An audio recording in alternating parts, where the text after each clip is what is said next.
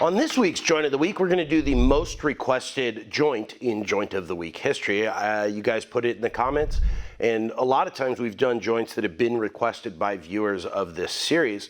You guys requested it a lot, and so here it is, the butt joint, the strongest joint in woodworking. I'm going to assume that you've already milled your stock square and to the thickness you want.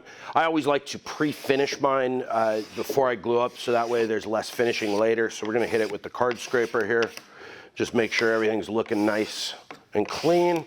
And then we're gonna go ahead and get into our glue up. Now folks, this is where the magic happens. Now, as you know, end grain is some of the strongest grain in woodworking. So we're gonna go ahead and make sure that we get glue on that end grain, just like that.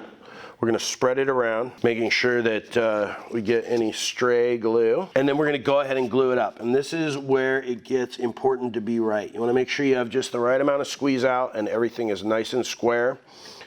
You can use a square to make sure that you're nice and flush everywhere. I wouldn't recommend using your good square because you're gonna get glue on it. And then we're gonna go ahead and clamp this up. Now I like to start with light pressure and just make sure nothing moves. Make sure everything's nice and flush, and then pull it tight. Just like that, and you'll see the squeeze out. So now we're gonna go ahead and let this dry, and then we'll sand it up and put some finish on it and see what it looks like.